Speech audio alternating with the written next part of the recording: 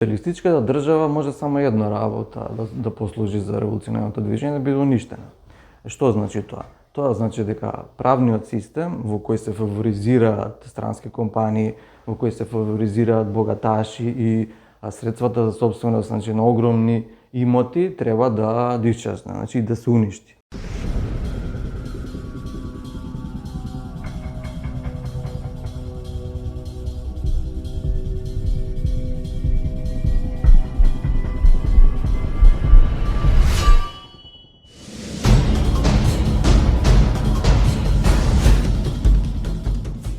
Почитувани гледачи, здраво!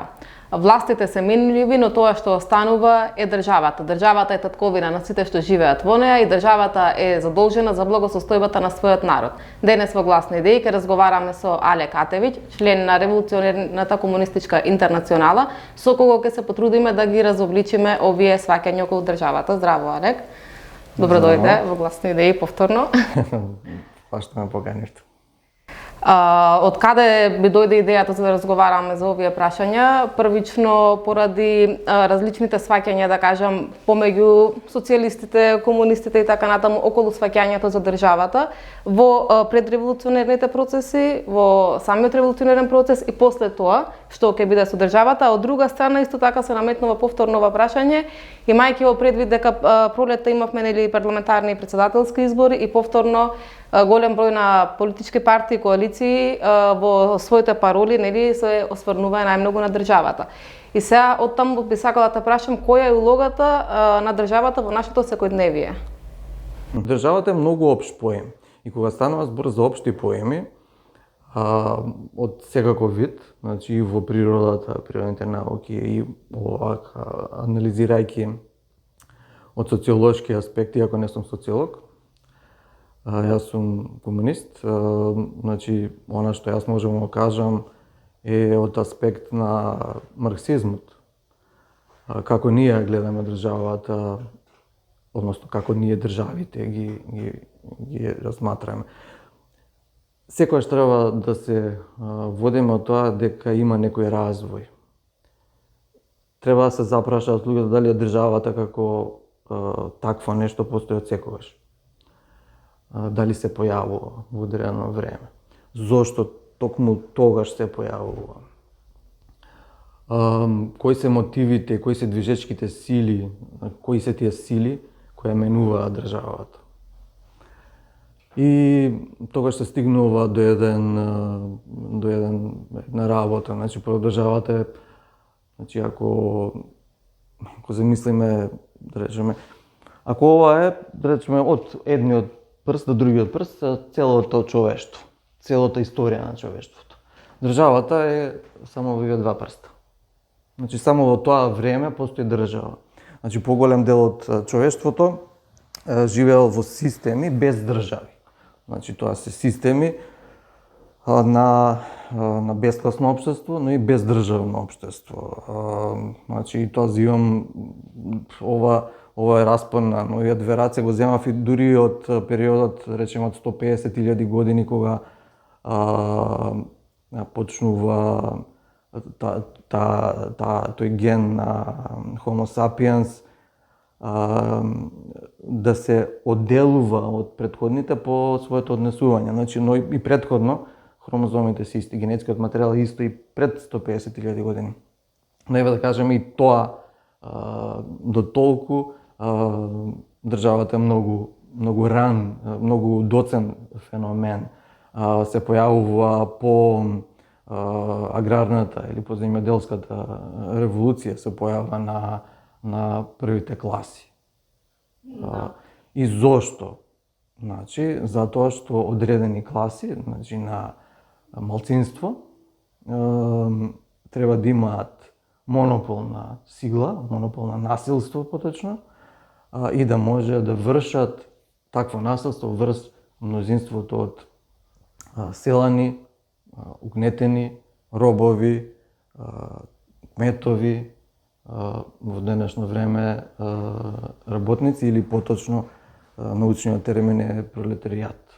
Значи тоа се луѓе кои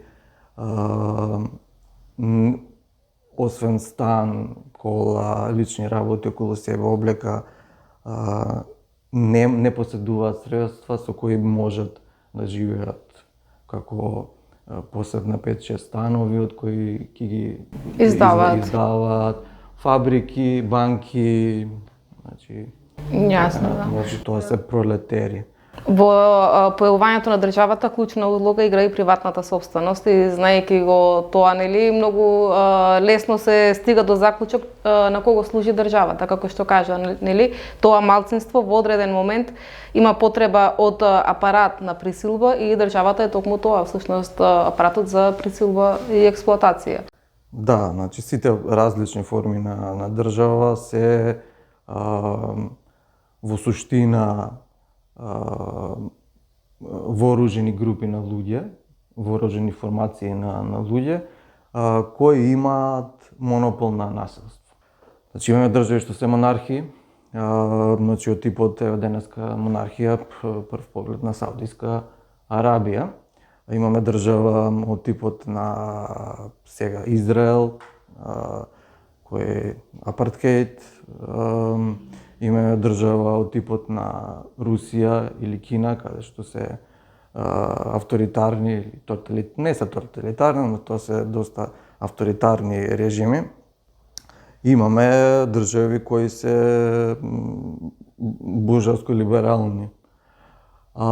И најдобар облик капитализмот што може да го измисли и што го одржуваат е последната форма на буржуаска република, затоа што тој нуди најдобар привид на владењето на народот. Значи, тој е најстабилен од сите овие други режими, каде што таа експлоатација не се гледа. Значи, зошто не се гледа? Значи, во Америка сега нели има и избори. Оно што е привидот е дека ако не им се свиѓа демократската партија која не владее како што треба, алтернатива им се дава републиканска партија. Кај нас, значи, ако не ни се свиѓаше владењето на СДСМ и ДУИ, алтернативата е ВМРО ДПМН и коалицијата Влен. И тоа е добро за буржуазијата, им нуди на мнозинството е угнетено, привид. Да, всушност се менуваат тие само што го собират кајмакот, би рекла народски. Значи се менува само буржуаскиот слој што владее. Државата си останува исто, сите не производствени односи. Дури истиот не се менува буржуаскиот слој.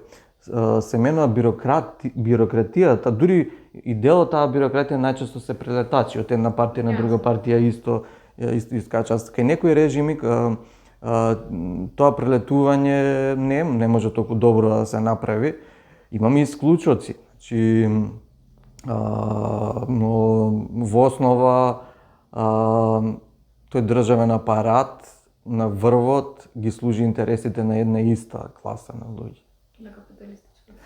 Да, на капиталистичка или ако сме на ваква земја на периферија, дури ни на својата капиталистичка класа, односно некоја македонска, да кажеме, капиталистичка класа.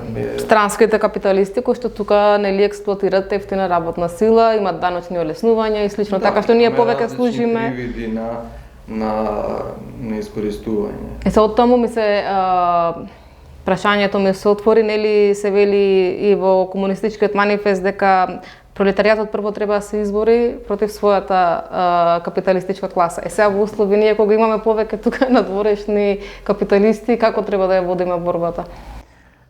Значи ако можеле да го напишат Маркс и Енгелс тоа, значи во манифестот на комунистичката партија во 1848 година, тоа и текако важи денеска. Значи наш интерес е пред се да гледаме дека нашиот непријател е тука дома. Така да ние првенствено имаме за цел да се бориме против сопствената капиталистичка класа, која тука прави своји скаламуци, трговија со интересите на нацијата,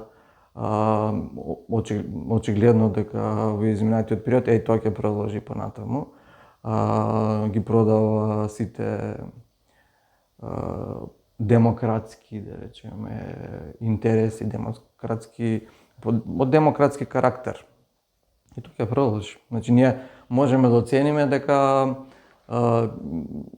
тоа се само предизборни ветувања кога се гордеат за некои национални прашања, се види, значи, во студена од новата влада дека тие се само слуги на странскиот капитал или поточно на странскиот империализам, а во Македонија најсилен империализам е германскиот и американски.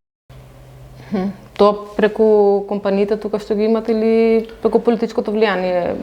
Преку бизнис интересите, преку компаниите, значи телекомуникациите се знае од еден центар. Значи, иако постојат две, таа третата е во некои облаци, тие се од еден центар на моќ. Исто се знае чија е Евана. Значи, таа не е на македонски капиталисти, таа е потекнува од Австрија. Значи, тоа е од центарот на европскиот капитал, значи во Германија, во Австрија, Холандија, Шведска. Тоа е центарот на индустријскиот капитал. Франција, околните се центри на некои финансиски на банки, но во Македонија не се многу навлезени. И тие се борат да навлезат преку разни инвестиции, преку она што го викаме ние извоз на капитал. Значи, сакаат да влезат во водовод, во такви работи што се нужни за ово население, за здравствена заштита. Се да се вратиме на првата подоба што ја направив за размислувањата за државата, различните размислувања помеѓу марксистите со еден збор поширок да ги кажам, околу улогата на државата, според тебе до кога државата треба да служи во дадената форма на револуционерното движење? Дали добро го поставив прашањето, не знам. Значи, прво треба да расчистиме, значи, дали станува збор за капиталистичката држава? Да, за капиталистичката држава. Капиталистичката држава може само една работа да послужи за револуционерното движење, да биде уништена. Што значи тоа? Тоа значи дека правниот систем во кој се фаворизираат странски компании, во кој се фаворизираат богаташи и средствата за сопственост, значи, на огромни имоти треба да исчезне, значи да се уништи. Да се уништи апаратот што го држи, значи оној врвен слој на бирократија, не е онаа ситна администрација која мора да продолжи да живее, која е работничка класа. Сето тоа мора да се уништи. Но самото уништување нема да значи прекин на општествени потреби што ги има во една средина. Да речеме, во неодамна имаше едно движење, значи, да не спомнам подалечна историја, понова, Black Lives Matters, значи тоа беше движење каде што по убиствата на црнци во Америка и во седиштето на ова движење во Минеаполис се формира вооружени органи за заштита на населението од криминал. Затоа што полицијата таму немаше пристап во тие месеци, значи, кај што беше пикот на протести. Значи, луѓето се самоорганизираат? Луѓето се самоорганизираат. И тоа се вика милиција. Значи, тие се исто оружени формации кои спроведуваат насилство врз криминалци, значи, дали се ситни или крупни, едноставно редот го водат тие. И докажаа дека може да постојат.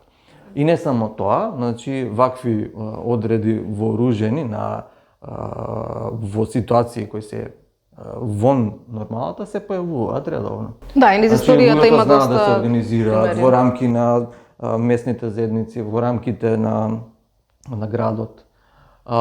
И во рамките на некоја територија од бившата држава, но тоа се многу исклучително ретки ситуации, тоа да речеме е Октомвриската револуција. октомвриската револуција е некој нов тип на држава. Таа држава е работничка држава, значи таа не е капиталистичка.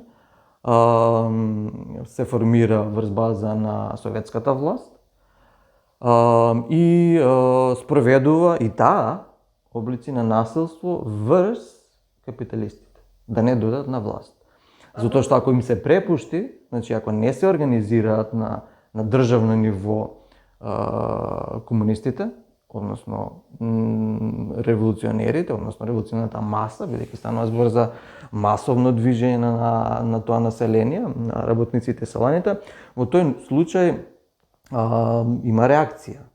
Таа реакција најчесто е жестока. Значи, тоа е искуството на Париската комуна. Значи, тие седеле и дискутирале што да прават. Значи, и затоа масакар се случи. И затоа биле сите стрелани и пред гробиштата Перла 6, уште постои тие гробишта. Масовни убиства извршиле французите. Јасно. А германците, значи односно прусите, прускиот генерал стоел на страна и гледал како французите меѓу себе се убиваат, односно француската буржоазија ги убива работниците. Но тој период на одумирање на државата, нели Советскиот сојуз беше работничка држава, но не стигна до да влезе во тој процес на комунизам, да кажем, може да кажеме дека беше некоја рана фаза на социјализам или некој обид, можеби, за социјализам.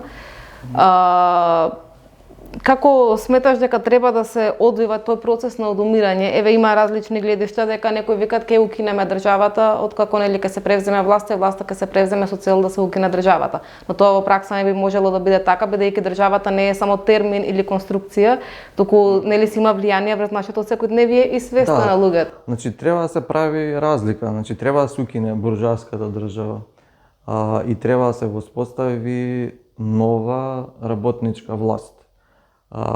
Значи тоа е првата работа. Со воспоставувањето на работничката власт, таа работничка власт треба да изврши заштита на интересите на мнозинството против малцинството, кое е многу богато и кое многу лесно може да создаде армии, војски, да ги вооружи, да повика помош странски интервенции, како што била странската интервенција од 1918 до 1921 година и да биде смачкана или уништена револуцијата. Така да таа држава треба да постои токму за тоа. Исто така, таа држава треба да постои за да изврши една од првите работи што треба да се направи е национализација на банкарскиот сектор и национализација на оние што се водечки економски дејности. Не се, значи во некои револуции биле направени грешки, затоа што од една стварност отишло во некои ултра левичарски ставови или левичарски ставови, како ги кажува Ленин. Тоа е погрешно. Значи, треба да се избере вистински пат за да се обедини мнозинството и да постепено се гради на таа територија зедница на луѓе кои ќе оградат социјализмот. И втора работа, треба да се створат услови да се прошири таа револуција во националните граници, бидејќи социјалистичкото движење е интернационално. Јасно, и мислам утопистички да се размислува дека може во една држава да се направи, нели? Имајќи во предвид во денешно време, мислам, целата глобализација и колку се е поврзано, значи не може да се направи. И сега во денешен контекст за нашата земја, како мислиш дека тука би се направило некое движење кое што може да донесе револуционерни промени во контекст на ова прашање, дали преку соработка со балканските земји, регионот, цел, дали мора тоа да постои? Па можеме ние да фантазираме, да измислуваме, да бидеме дежурни теоретичари, како што ги има на телевизија и да бидеме досадни на луѓето, ама треба да ми се каже дека тоа е неправилен начин на размислување. Значи треба да се види историјата што било. Значи дали имаме нешто во историјата и врз која можеме ние да дадеме од прилика некои работи дека ќе се одвиваат во иднината. Значи такви искуства се, веќе ги спомнавме Париската комуна и Октомвриската револуција, но едно од искуствата кое не сме да се заборави посебно на овој простор е Југословенската револуција. Значи таа не беше Македонска револуција, таа беше Југословенска револуција. Ние како комунисти, значи јас лично и моите другари сме делови од таа југословенска организација и сметаме дека во наредниот период треба да се создадат услови да се формира организација која ќе може лесно да им на масите кои ќе се дигнат на револуција, кои ќе сакаат промени, едноставно искуството од минатото да им се представи и полесно да се изврши таа трансформација, што е по безболно, со помалце насилство, со помалце жртви. Значи да не се прават тие грешки кои цело време ги прави движењето затоа што не учи од историјата. Историјата кажува дека ние мора да се обединиме, значи југословенскиот простор дури е мал, значи тој во економски смисол е мал, значи во воен смисол е мал во однос на некои други економии. Значи нешто како не може да се споредуваме со Белгија или речеме со Португалија. Така да таа југословенска револуција треба да биде истовремено и балканска револуција. Да, до тоа сакав да... Дали тоа вклучува само земји од пранешна Југославија или земјите кои што во пранешна Југославија не ни беа членки, пример како Бугарија и Албанија, да кажеме. Историски тоа е еден процес, значи југословенското име се задржа од претходниот систем кога имаше кралство Југославија од 1929 година и продолжи во друга форма преку Југословенската револуција, односно преку партизанското движење, преку Сојузот на комунисти на Југославија, односно Комунистичката партија на Југославија, после се преименува како Сојуз на комунисти. Така да беше ограничена и беше од старт, треба да се каже, деформирана. Значи не беше поставена на здрави основи. Значи повторно имаше примеси на националистички призвук, нешто што нашето движење не може до крај да го елиминира. Има причина зошто сите овие комунистички движења на крај стануваат и националистички. Значи Југославија, односно Тито, режимот на Тито се грижеше за населението првенствено во Југославија на штета на другите. Познати се, да речеме, случувањата спрема Австрија, спрема Италија, спрема Грција, во граѓанската војна. Дали мислиш дека тие грешки доведоа до тој така наречен трагичен крај на Југославија или па тоа зависеше нели од падот на цел така наречен комунистички блок?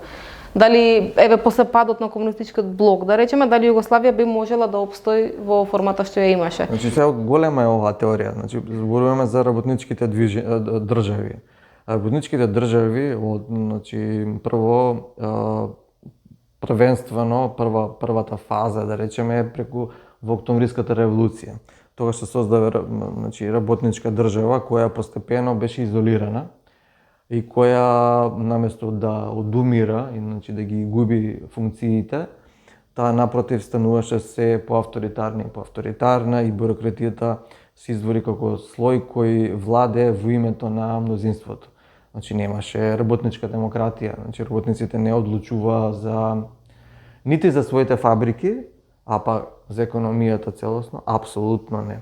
Сакаш да кажеш дека се одмина фазата на диктатура на пролетаријатот, всушност? Да, не можеше диктатурата на пролетаријатот прерасна во неколку фази во диктатура врз пролетаријатот.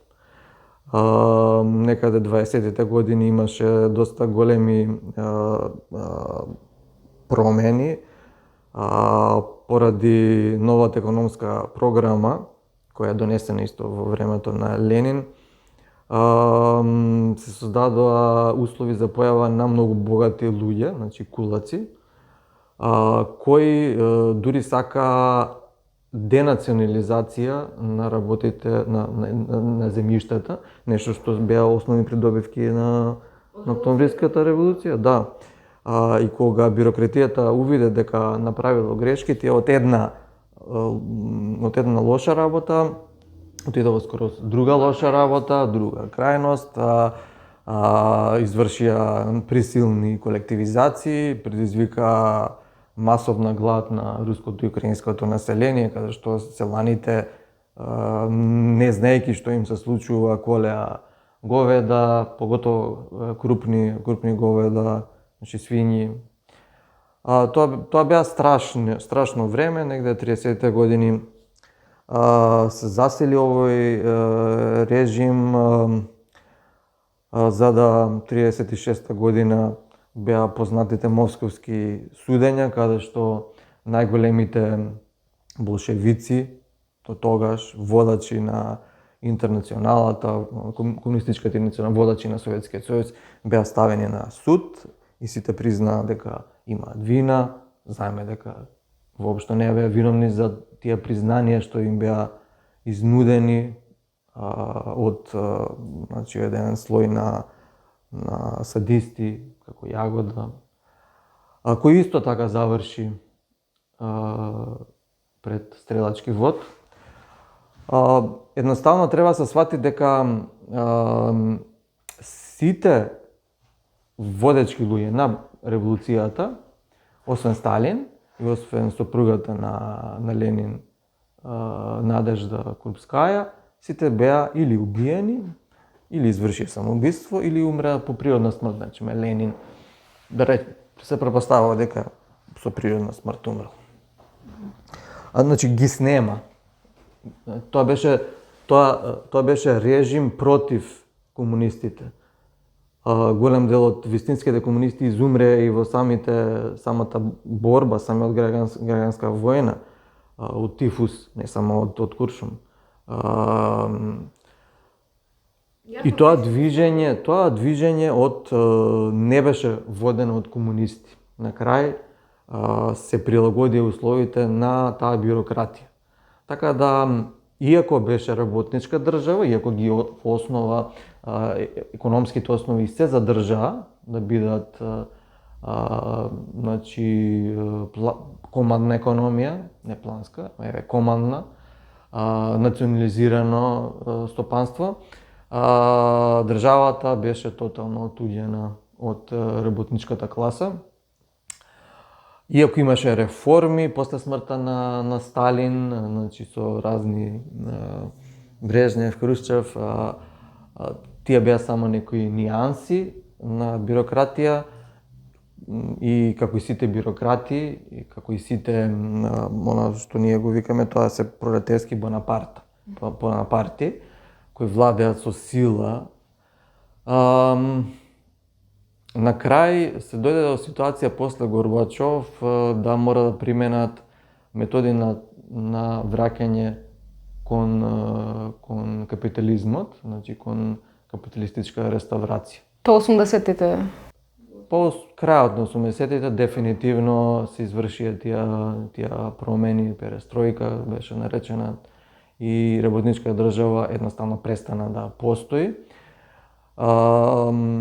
Троцки предвиде дека ќе има реакција на работничката класа, дека нема лесно да се предаде, иако тој мислеше дека тоа ќе се деси негде во 40-тите години.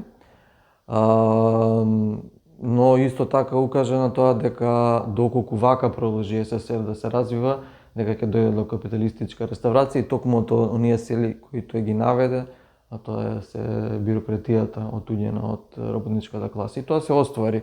И тоа се оствари во сите режими, со смртта обично на водачот, Тито, Мао Цетунг, Кастро, обично настанува пропаст на тој пролетарски бонапартизам и реставрација или враќање на некои капиталистички односи. Еве дури сега и во Венецуела после смртта на Уго Чавес, новиот водач нема врска со претходниот, има авторитарен капиталистички режим и тоа доста против комунистичкото движење во Венецуела. Добро, а како мислиш дека ќе дојде до одумирање на државата? Всушност, еве, ако има и различни партии, буржоаски партии и слично, тоа ќе го забавува, бидејќи свеста е многу битна работа. Значи, како ќе се менува свеста на луѓето? Материјалните околности ќе влијаат нели на промена на свеста. И се во материјалните околности, ако повторно се слуша гласот на буржоазијата... Да, ма не можеме ние да преземаме просветителски методи. Да речеме, да забраниме црквата со рушење на црквите.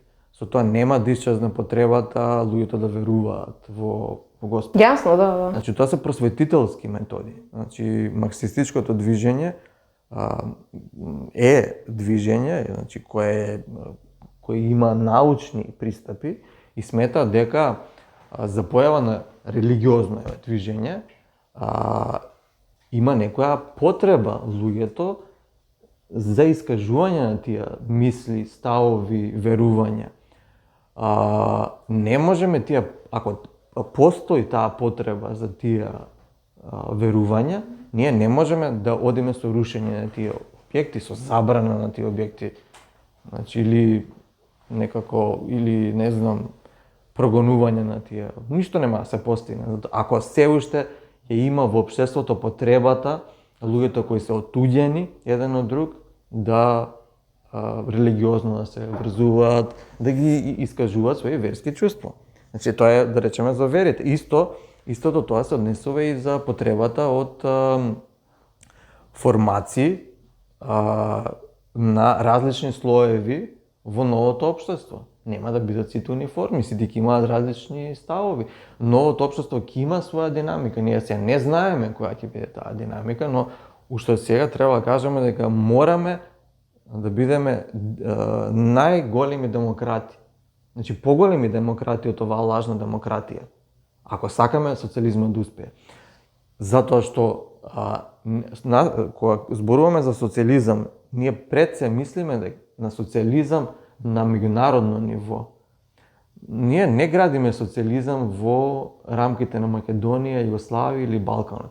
Ние треба да градиме социјализам на меѓународно ниво, како сега што е капитализмот, значи во еден како глобален систем, ние замислуваме дека и социјализмот ќе биде глобален систем, каде што нема да се произведува за профити на фармацевтски компании. Не, фармацевтските компании ќе произведуваат заради добробит на пациентите. И нема да ги штитат лековите со патенти, авторски права. И да не може да ги произведуваат, да речеме, посиромашни краји во Африка или во Индија. Јасно. И државата, како локална држава, ги наметнува тие правила дека приватната собственост на средствата за производство се заштитени. Значи ги заштитува законски со легалниот систем, преку суди, извршители, значи целата таа мрежа. Но ние немаме право на живот. Правото на храна. Никој не размислува дека луѓето треба да имат право на храна. Значи, ако некој му се прекрши тоа, дека нема храна, тоа е прекршување на основно човеково право. Никој не го размислува во општествениот систем денешно така. Па да, добро, види, кривицата ја стават на самите луѓе, дека ако некој нели нема храна, самиот си е виновен за состојбата во која што се наоѓа, не се снашол во капитализмот. Кој му е крив? Така? Да, и во одредени општества кои се тотално отуѓени, како американското, значи каде што медицинскиот здравствениот систем дури иде на таа основа. Значи тоа е баш она сурова либертаријанска основа. Значи ти плаќај си за осигурување колку сакаш, ти чувај си пари, нели? Или имате уште поконзервативно сваќање, треба да родиш нели деца, за децата те гледаат кој ќе Кој ќе остари? Има и такви конзервативни сваќања, но на во овој свет поготово, значи има, да не спомнам кои луѓе кај нас. Па добро, фала ти за разговорот. Почитувани гледачи, за повеќе емисии следете на YouTube каналот Глас на идеи.